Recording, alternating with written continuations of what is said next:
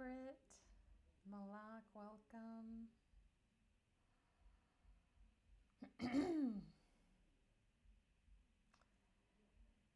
I am crossing my fingers about the internet connection and something that I'm powerless over. Good morning, Joanne. Hello, Becky. Good afternoon.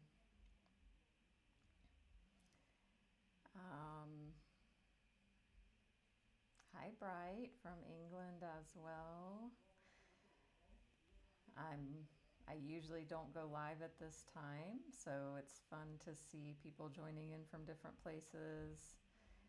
Usually every time I go live, it's nighttime in Europe, so yeah, glad to see you wherever you're joining in from. And please just keep me posted if the connections, if I freeze or something like that. Yeah, go with the flow because that's the only thing to do. So, yeah. Thank you, Bright. So if you or anybody that's new here care to share,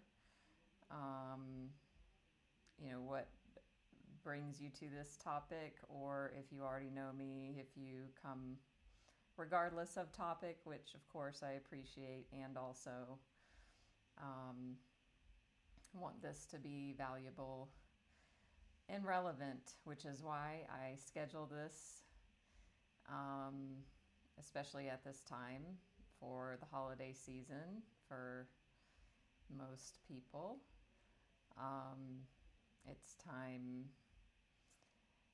It's a difficult time in many, many ways for many people. So we're going to just zero in on this one topic around sugar and see how it flows. So we'll just give a few minutes to let people filter in. So if you care to say hello, I see 2 kitties on the bubbles in the profile pics below. So love seeing cats. I was on a call with a client this morning, and she's a social worker and made a joke about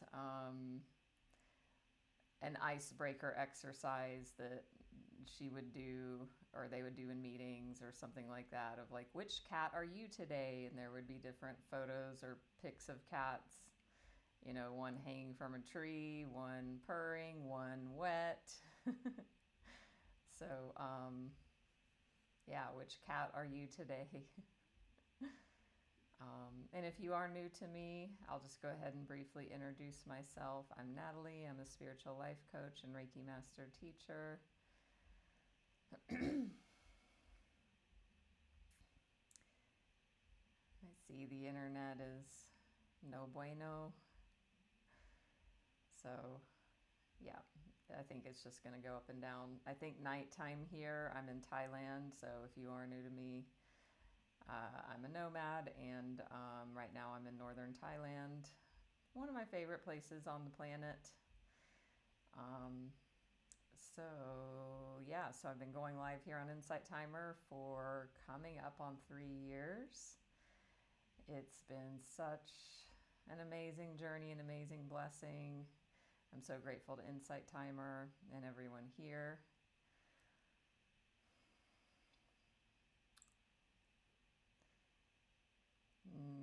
Okay. Thank you, Bright. Is my voice freezing or just the video?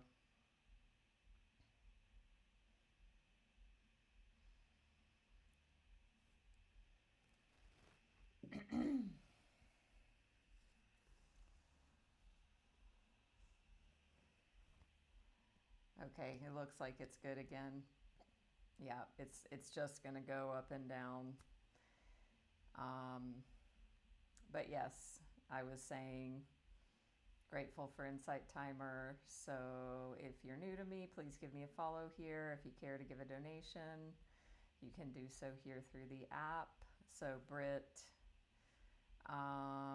sometimes eating sugar, finding it more difficult to cut sugar. So glad to have you. So we'll go ahead and jump right in. So the reason why I bring this topic up is because of my own history, which, we'll see what comes up about that. But, the bottom line is I have been sugar-free for 3.5 years almost. And for me, being sugar-free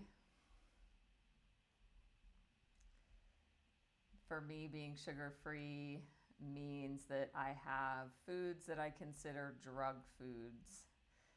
And those are things that if I have one bite, one whatever, it's just like a drug for me, in that maybe not immediately, but eventually I'll be back to using that food like a drug.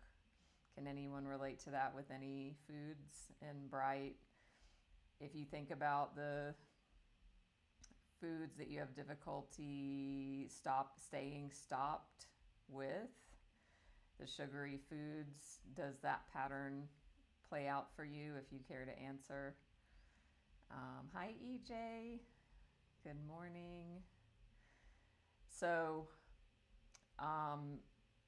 yeah, the thing is, we can all stop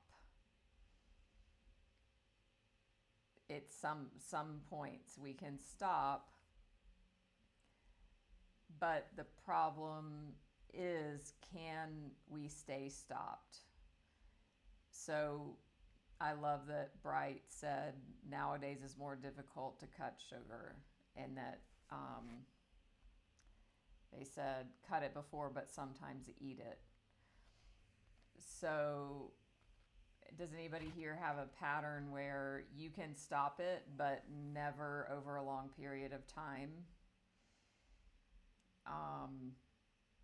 And that's kind of, the hallmark of an issue about staying stopped. And this is how we get back into the trap of, I stopped for X amount of time. If I pause, it's because I see the internet dipping. EJ, that's a great question about the fruit. I will pause on that. If I don't address it, let me know later. Yeah, so it's not about the stopping, it's about the staying stopped.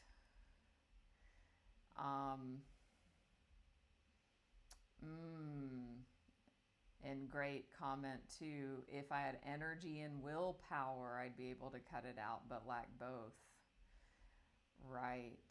So I'm going to go ahead and bring in a really powerful book recommendation, because it addresses willpower and the science of willpower.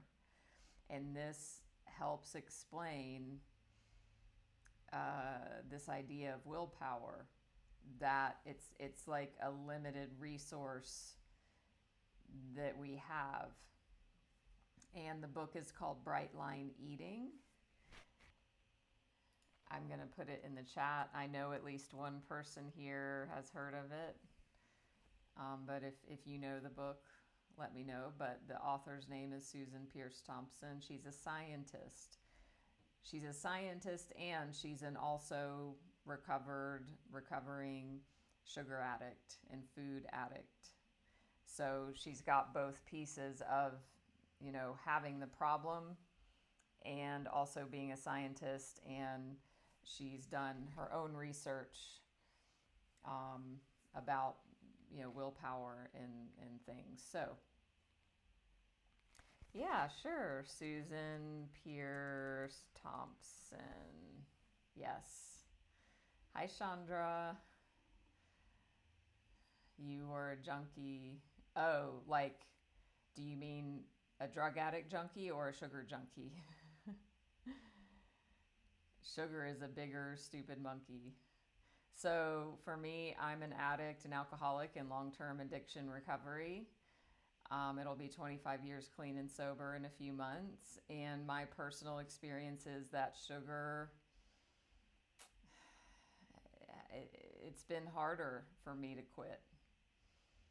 Um, 20 years I have struggled with it. So, um, yeah, so I hear that. And congratulations, Chandra, on your own recovery. And I get it that the sugar has uh, taken over, or that it's been a problem as well. So, you know, because I have a background in my own addiction, and it's a context in which I see this, and because of science and my own experience, I see sugar through the lens of an addiction. So, so if that word feels like, like, I don't know about all that, that's okay. I just want to share that that's the context that I use because it's my only experience in the way that makes sense for me. So if you think you can manage and control your sugar usage and that you want to try and moderately use sugar, I can't, I don't have any experience with that. So I literally can't speak about that.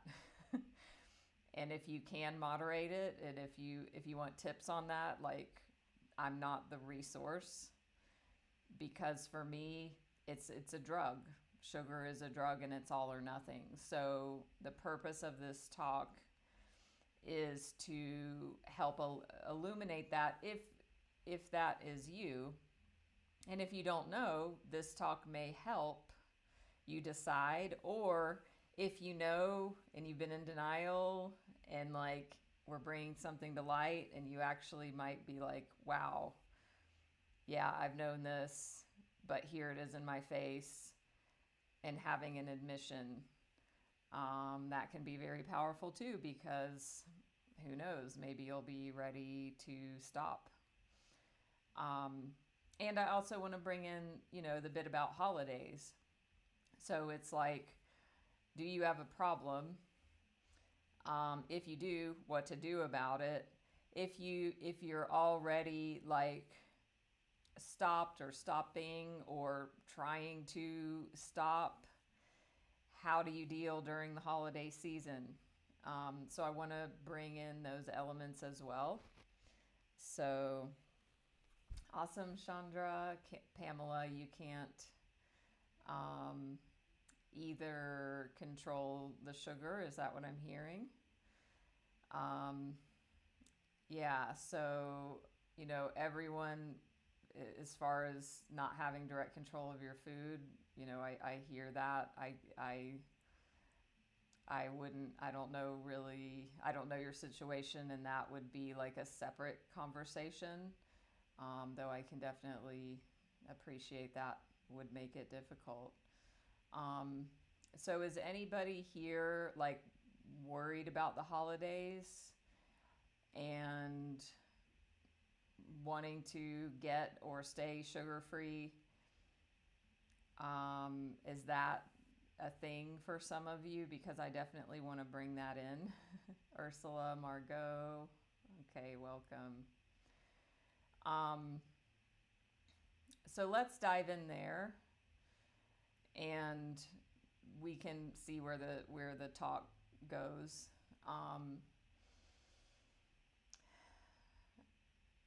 So yeah, and if you're to the place where you're like, I know this is a problem and I can't really have it, and I can't safely have it, and I can't moderate it, but yet it's holiday season time and sugar is everywhere, what do I do? Like, let's talk about that.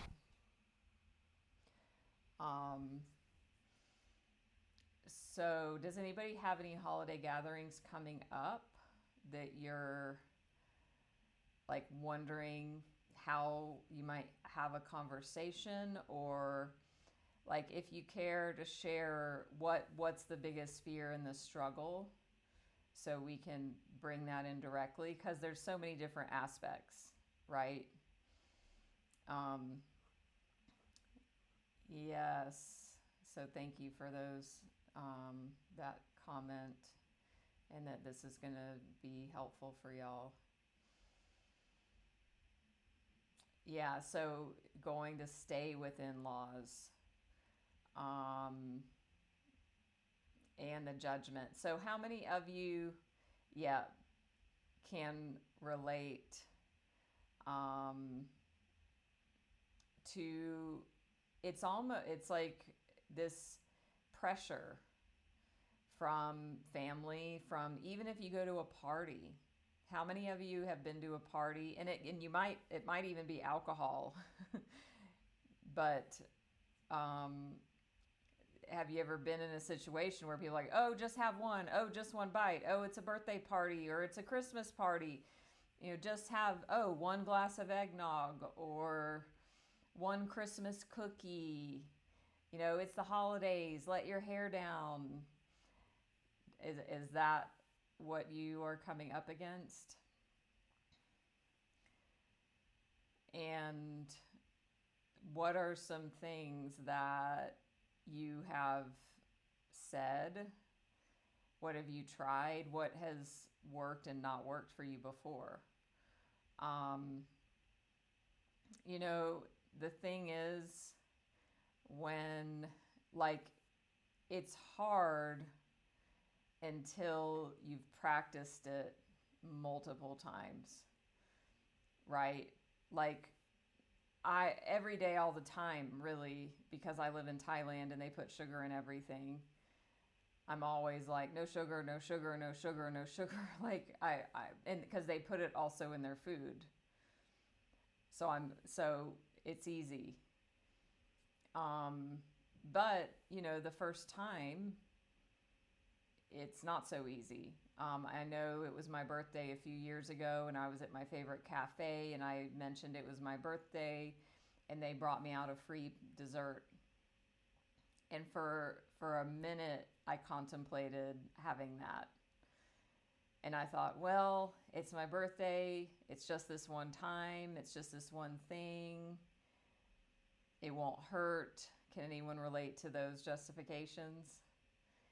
And then sanity kicked back in and was like, no, I know it won't be just one. I don't want my birthday to be ruined by me regretting that I ate dessert and ruined my, at that time had been like a year without sugar. So I just called over the waiter and I was like, I'm so sorry, I can't eat sugar.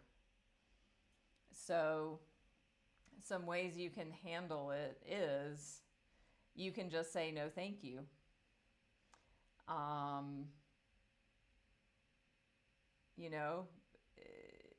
In the context of whatever situation, like, you don't need to over explain yourself. And yes, people judge, and you don't need to over explain yourself. I was just reading an email about conversational boundaries with Terry Cole, the boundary boss. If you all need help with boundaries, she's the one. So this email was about holiday parties, and this actually would fit perfectly with this topic, because it was basically talking about if like, some people, if you know them, if they're family or if they're friends or whatever, if you don't, like, people just, they intrude into your space, they ask you a bunch of personal questions, and maybe you don't want to share about them. So it gave ways to, like, navigate conversational boundaries at parties. If anybody wants that email, send me your email address and I'll forward it on to you, because it's really helpful, and you can use what she says for sugar and for diet. So you can just say, like, if somebody's maybe Uncle Joe might come over and be like, oh, you're not having the blah, blah, blah, you know? Does anybody have that? Where there's some relative that's always like has an opinion about whatever you're doing with your food?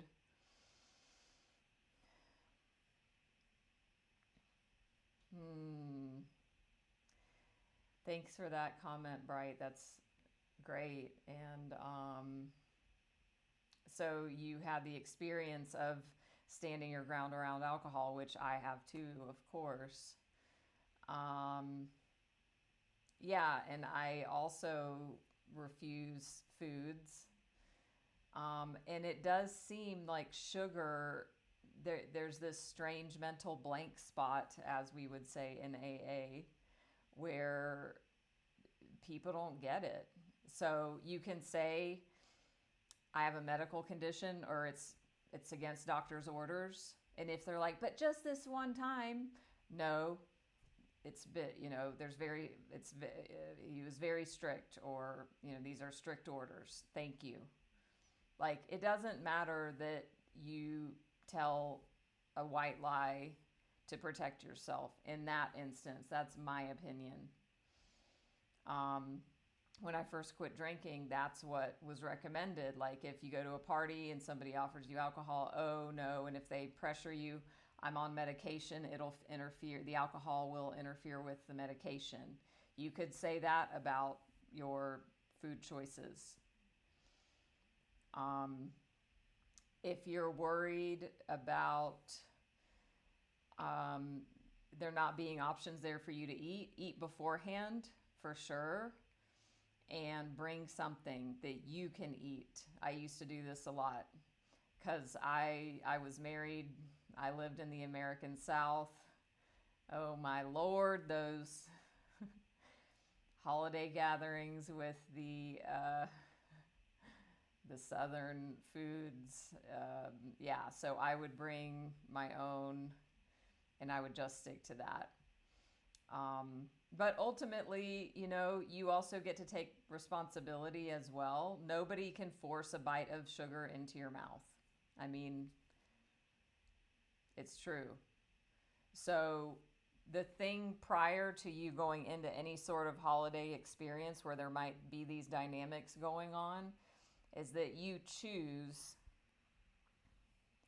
that you are going to remain sugar-free, or if you're not eating other foods, that you get clear on your commitment about that before you go. If you're wobbly, if you're like, maybe if there's a certain thing, maybe I'll have that. If there's any sort of thinking like that going on, that's a really wobbly place to go from, because you're not committed to what you're up to. So, get clear on the question isn't, can I be sugar-free as I go to the party or the in-laws? It's, how can I be sugar-free? Not can I, but how can I? And you'll figure out the how. You will figure that out. Your want has to be more important. The want is the thing that drives you. So if you're on the fence, if you're like, but I really want the thing, or then it's going to be a lot more difficult when it's offered to you to say no. So there's a lot of different dynamics here that can go on with this. But ultimately, you get to stand your ground. You can say no, thank you. You can say, doctor's orders. I'm not allowed to have those things, or not allowed to have this. Thank you. Then you can redirect it. This was part of the Boundary Boss email, was to redirect the focus back to the other person. So say somebody's like, oh, here, have this piece of cake. Oh, it's so good. And you say, no, thank you. Oh, what? Why are you two eating? Blah, blah, blah. You can just be like, oh, yeah, like what's up with you? Or what's in that? What do you like about that cake? Or this is a wonderful party, or, anything to redirect the focus. And then there was even, actually, I want to look it up. There was a question in there that she said, if somebody keeps asking you, let's see if I can find it.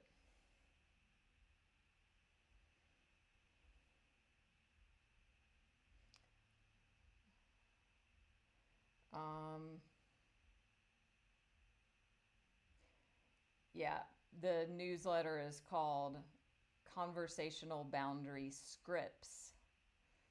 So, um, yeah, but there was a part in there about people that, like, they want to get into your business and people want to get into your diet.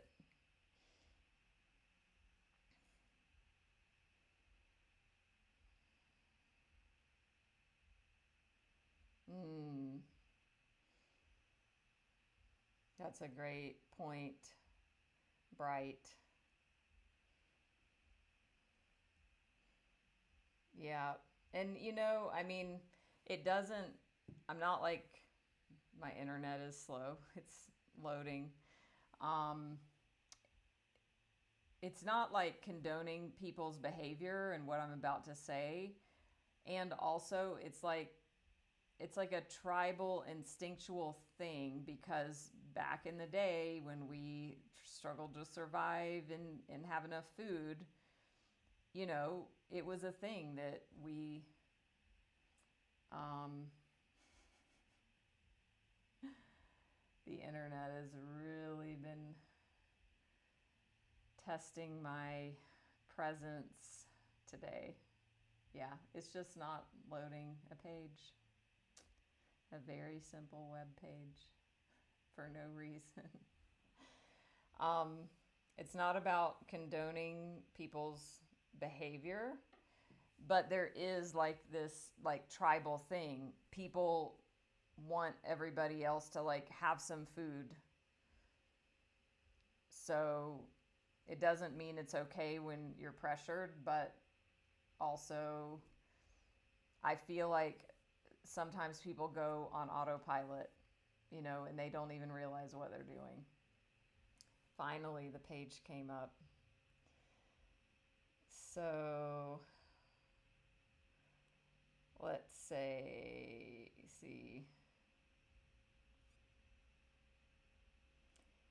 Talks about redirecting the conversation, flipping the script. So this is what I wanted to say. So this is good for very persistent people, especially when you try and like redirect the conversation or change the topic, but they keep like, say you're like, no thanks, Aunt Selma. I don't want, no thanks about the sugar. Oh, but this is your favorite pie. You've loved it since you were a little girl every Christmas. Thank you. Thank you so much. No, I'm not having that. Thank you. Like, just keep it very simple. Or if you want to say something else. But this says if people, won't stop questioning, you can say, why would you ask me that?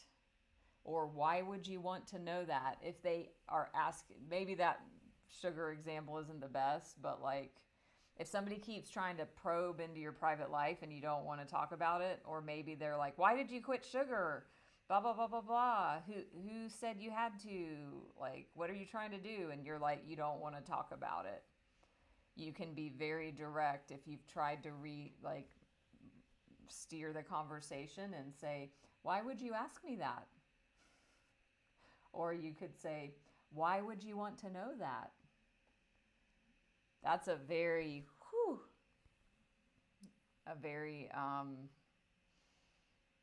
yeah, confronting question for them to look at. So I liked that one. You're questioning the questioner's question. So, so that's some dynamics on how to deal with holiday stuff if you're trying to be sugar free, or you can apply this to alcohol or other foods if you're not eating certain foods and you're in, a social situation. So we will switch the if nobody has anything else about that, was that helpful? Let me know. And if no one has any questions or comments more about that, we're going to dive back into like the general topic about you and your relationship with sugar and or food. Because Pamela, you're asking, sugar, things that act like sugar, like bread, etc. EJ asked about fruit. So we'll dive into that. But I want to pause and make sure that that was helpful first before we move on, or if anyone has anything else. And please don't forget, if you are new to me, to give me a follow here on Insight Timer. Give a donation if you'd like. You can contact me, send me a message here through the app. Follow me on Facebook, Instagram, YouTube. This replay will be available on my YouTube channel within 24 hours. So, hi, Louise. Nice to see you. Yes, I've been wondering how you've been doing, so would love to hear from you. So, and you also love this topic, so great. So I'll just ask, what is your biggest struggle with sugar to anybody who cares to answer it? What's the biggest struggle that you have? Hi, Jeff. Seeing some more familiar faces join, as I usually don't go live at this time of the day, so glad to see so many new faces and people I know. Yeah, so eating in secret, cravings at night, eating late, being stressed and eating. And I do, because Pamela asked about breads and EJ asked about fruits, I'm going to touch on that. Fruit, and to a lesser extent breads, you get to choose how you interface with that. If you are honest with yourself and you feel you can have fruit safely, then you can try that. You can do that. Some people find they cannot. Some people can have low sugar fruits like berries. Some people, they can't have any. It depends on how far down the scale you have gone in the sugar problem, if you have one. And you could try it and see, are you starting to eat 10 mangoes a day? Well, then you might have a problem. As far as breads go, in the book Bright Line Eating that I mentioned earlier, and I mean, you're going to find a million opinions from a million people, right? So again, you get to find your way, but it's pretty much across the board a recommendation: no white flour.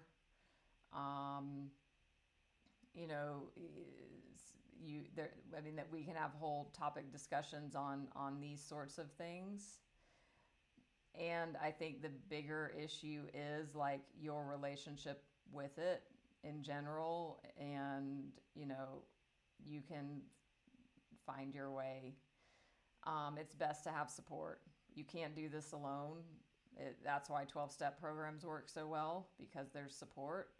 There's no accountability if you're just alone, doing something and not telling anybody.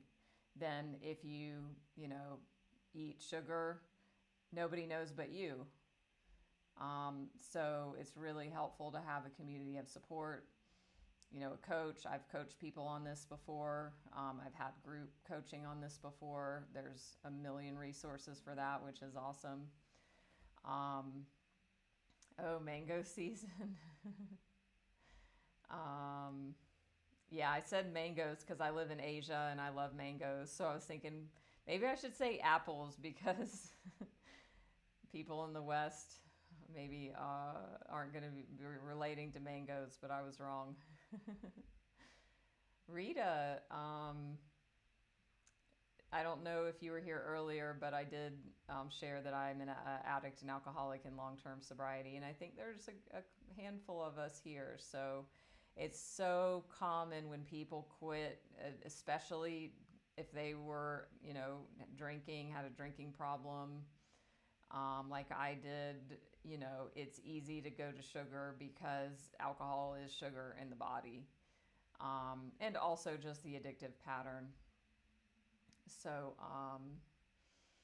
yeah, so Malak, having fibromyalgia. So, the thing is, if somebody has a problem with sugar, if it's an addiction, all of the reasons in the world of why you shouldn't do it don't matter. Even diseases like fibromyalgia and diabetes, obesity. I mean, that's the nature of addiction. We want to stop, but we can't. And I'm not calling anyone an addict here. I'm just pointing out that example. And how many of you know people who, have type 2 diabetes and don't change anything and, don't change their diet and continue to eat sugar, even though that's what got them the diabetes in the first place for the most part. It's become so normalized in society because, it's a whole system, right? The food companies, the drug companies, the medical companies, whatever. I don't want to get into, a debate about that, but I believe it is true,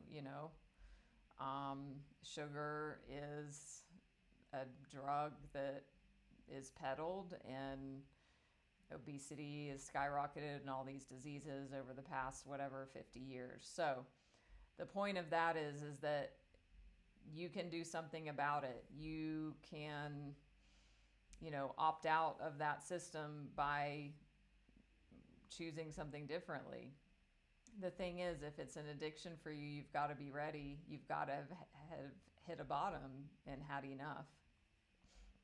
For me, I got clean and sober.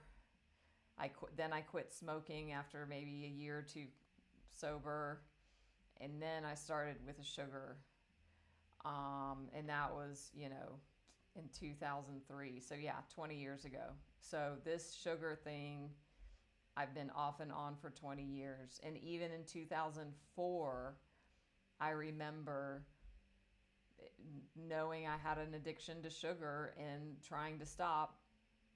I met my husband in AA, and I remember we started dating in 2004, 2005, and I remember we quit sugar together, and we both said it was an addiction for us and we couldn't control it, and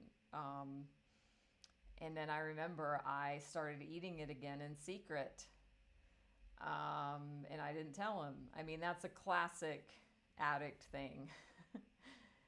you know. And then it was just, then he relapsed on sugar, and then I came out, and then we're back on, back off the wagon together, eating pints of ice cream every night, and, just, it was a miserable place to be, and the progression of it is what's so scary as well. So if any of you experience like you need more and more, and it gets worse and worse, I was hypoglycemic in my mid-30s. I started buying candy and hiding in my car and eating it, when my husband wasn't around so he wouldn't see it. I'd lie, I'd gained a lot of weight. And I was so irritable. And I could not stop. I couldn't stop. And in 12-step, we say step 1, that admitting you're powerless and your life was unmanageable. I was powerless. I wanted to stop, but I couldn't. That's the definition of powerless, wanting to stop but can't. So if you relate to this, and I'm not here to convince anybody of anything, we all have our own journey. If you don't relate to this, like, good for you. Like, maybe you're one of the people that can moderate and control, but I don't have that experience.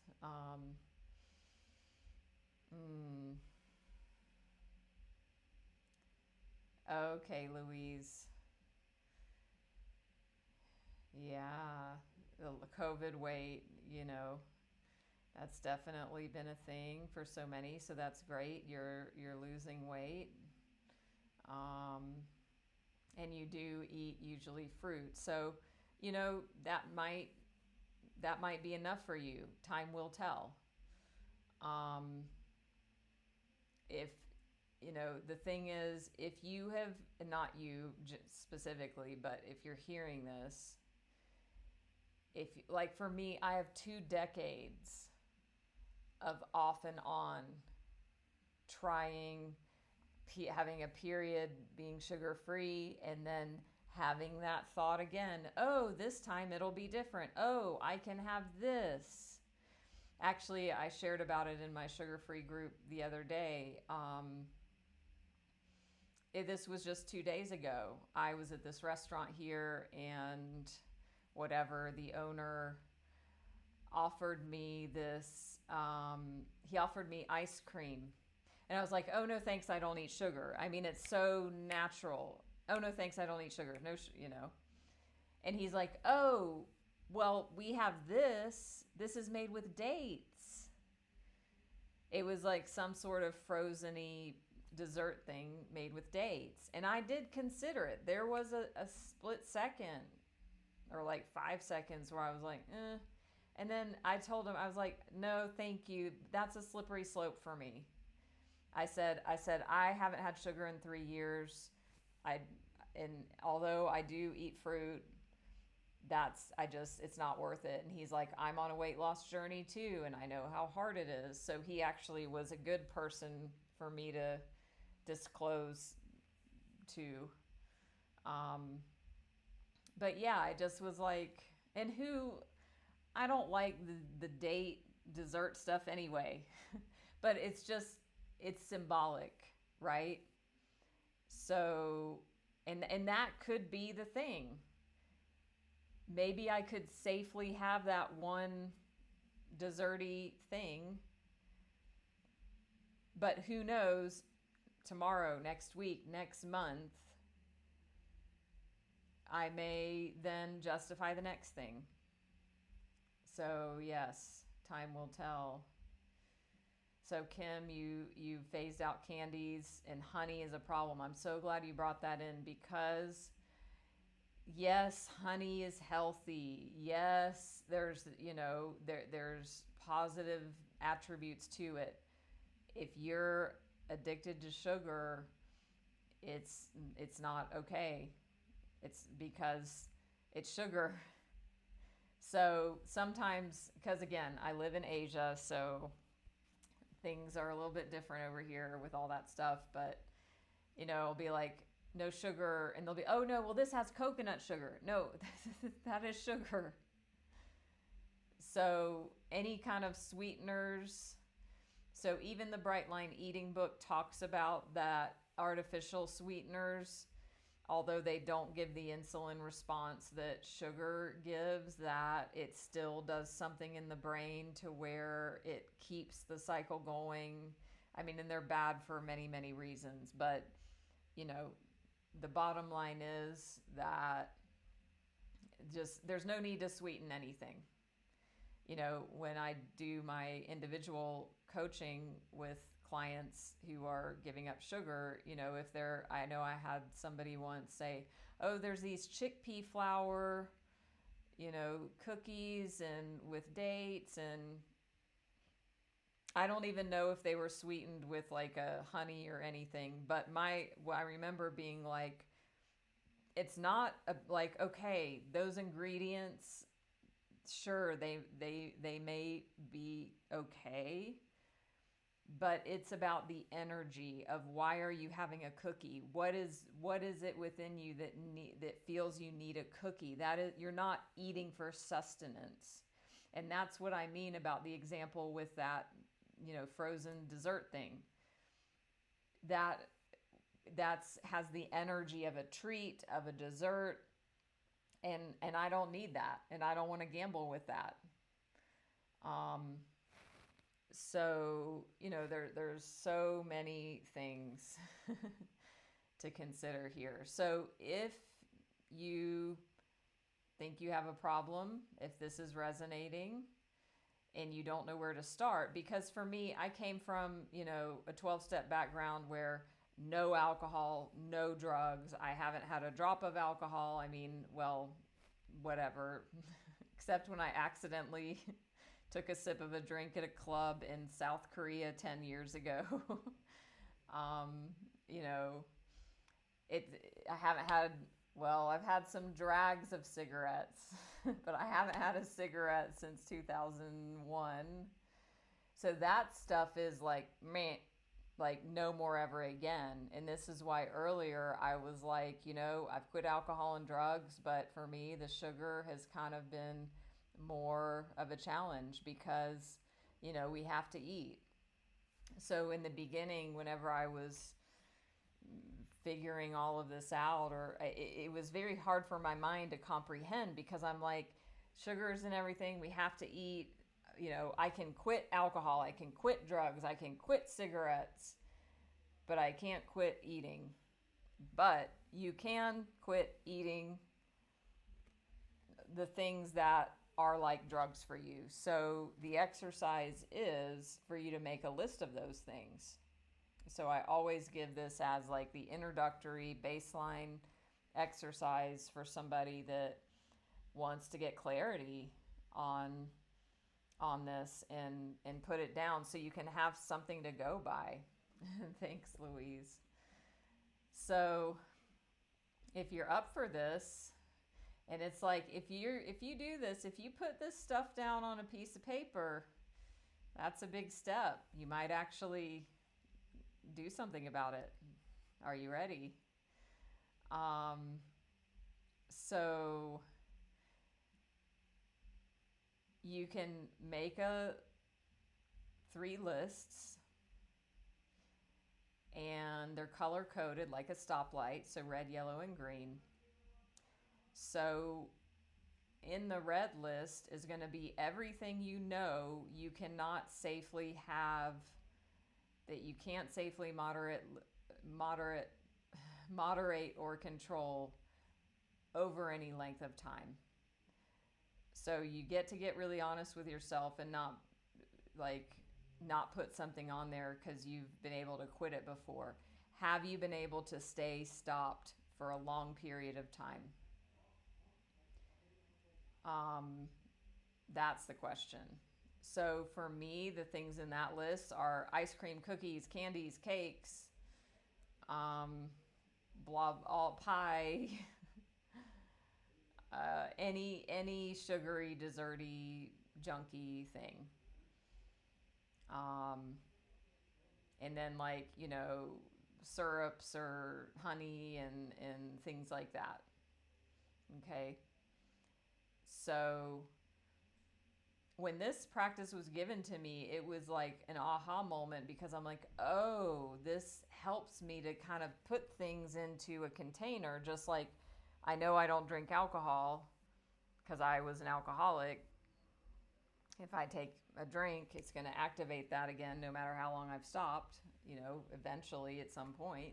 Same with the sugar and same with this list of foods here. So I do not have those foods. And those are my drug foods. So if you do this, you can start looking at those foods as drugs because they are drugs. Now, 99% of the time, if you identify with this whole topic, you don't just have a problem with sugar, but you have a problem with other foods as well. It's never just, oh, I have this thing with sugar over here, but my rest of my diet's perfect. That's not usually the case. Now, I'm happy to meet an exception. um, but generally, that's not the case. So you can also add in other things that and I think I'm picking up on that energy with some of you, like there's some things that are not just sugar that could be on that red list. Am I right? Maybe certain crackers or chips or crunchies or breadies. You could add in, the white flours. I think like a minute rice, a white rice, like a really simplified rice, that would do the same thing. Turns right into sugar. Bread. Yeah, I applaud you for saying bread.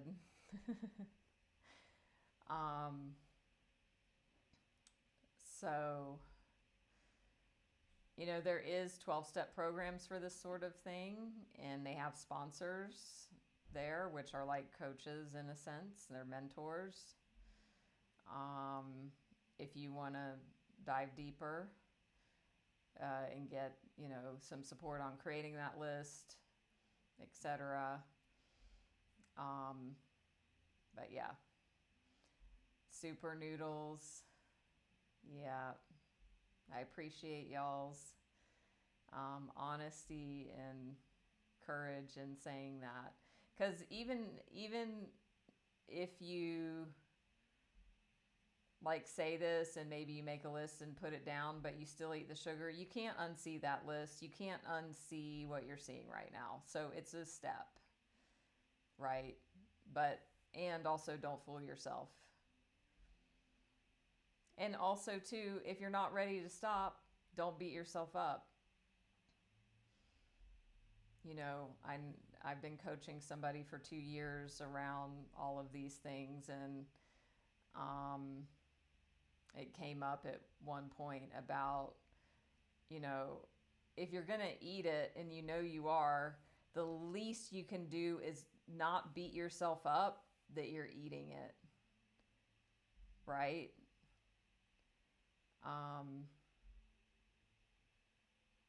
Yeah, so chocolate definitely. Now, raw cacao beans might not make that list, but definitely any sort of chocolate. Beautiful, Louise. Awesome. Yeah, I would love to hear how that goes for you.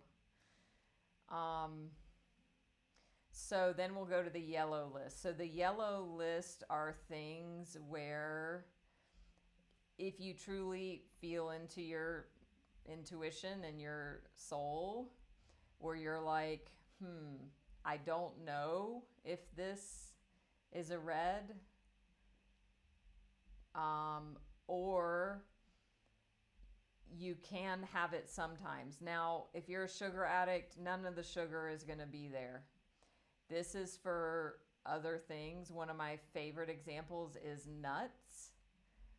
So for nuts, they could be on the yellow. Now, they might be on the red list immediately for some, but this would be an example that say you're okay if there's nuts on your salad when you go to a restaurant, but you can't have a jar of nuts in your cupboard at home. Does that make sense? So that would be not a 100% no, but a mostly no. Cheese. Who all hates to hear me say cheese, because that can also be one. It might be certain cheeses might be on the red list where you're like, I eat the whole block.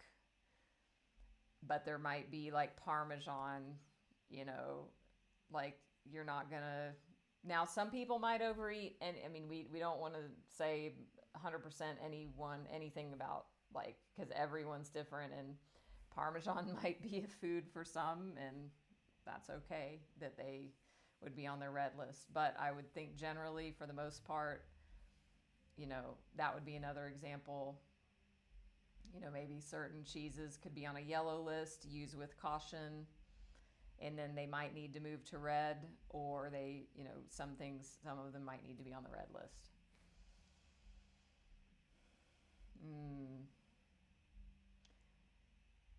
I'm so glad that you've made progress with Crohn's. That's a terrible disease. So yeah, and sometimes our body, does it for us. Now the thing is too, with addiction, sometimes it doesn't matter how bad the physical consequences are. So hopefully all of you here have not and are not experiencing, that level if you are powerless over sugar. But I definitely can relate, and I know I'm not the only one here that can. So welcome, Rena. So we're going to wrap up now. I hope this was helpful. If you have any other last minute questions, comments, please comment now. And don't forget, if you are new to me, please follow me here on Insight Timer. Give a donation if you would like. I'm actually going live in like 12-ish hours. Hi, Rena. No, Reiki is not right now because this was a talk on sugar. I don't think that I said I was going to do Reiki. No, yeah. Yeah, so mostly, and if you are new to me, most of my live streams, I do Reiki and ancestral clearings. And I do card readings. So I do lots of different things. This topic's a little bit different. It's all spiritual. It's all here to help. I did this topic based on request, and I haven't talked about it in a while, so it was perfect timing. You're welcome, Louise, J.E. So I go live many times a week. For doing this sugar topic, I usually do once a month or maybe a little bit longer. If anyone, wants one-on-one help with that, I do have just a couple spots open for life coaching, and I have supported people in the past with, coaching around this. And I mean, really, it's all of life, but the focus can be based on sugar as well. So if you're ready to invest in yourself and get serious about giving up sugar, feel free to reach out, send me a message. I'm so glad this was helpful, everybody. Thank you.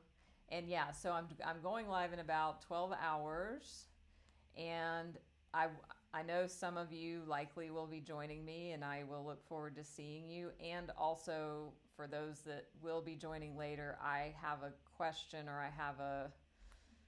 I'd like your feedback, because the topic is the book Conversations with God, which is one of my favorites. However, I'm thinking of changing the topic because in just whatever, me and my flow right now, I haven't regrounded myself deeply back into that teaching like I wanted to before the talk. And so I was going to take a poll when we started the live tomorrow. It's my tomorrow. If you're in the West, it's your tonight. Yes, Kim. Neil Donald Walsh. So I was thinking of tabling that topic and starting more reading of the book There Is Nothing Wrong With You that we started the other day. So I was going to see what the group wants to do when we join in tomorrow. So some of you may be doing that. So there's something to think about if you have a preference. So yeah, because I love conversations with God, but also I really want to do like a refresher because it's so dense, the material. Um, and I've just got kind of other things on my radar that I'm immersing myself in. So, oh, thank you, Rena. Yeah, earlier in the year it wasn't psilocybin, but I did talk about plant medicine, my experiences. Yes. J.E., you're so right. So when you do get off sugar, that's a great point to bring in at the end. Um, you do go through withdrawal because it is a drug. You go through a detox, craving, and withdrawal period that can be very intense. But once you're past that period, then it goes away. And I never want sugar. I never crave sugar. I never want or crave sugar. I never want a dessert. I never have cravings. So I didn't even talk about the good stuff. So thank you, J.E., for bringing that in. You don't have to live with like gnawing cravings um, ever again. So, yeah. I used to just think it was normal. Oh, I just have these overwhelming cravings every day, all the time for sugar. No, it's not normal.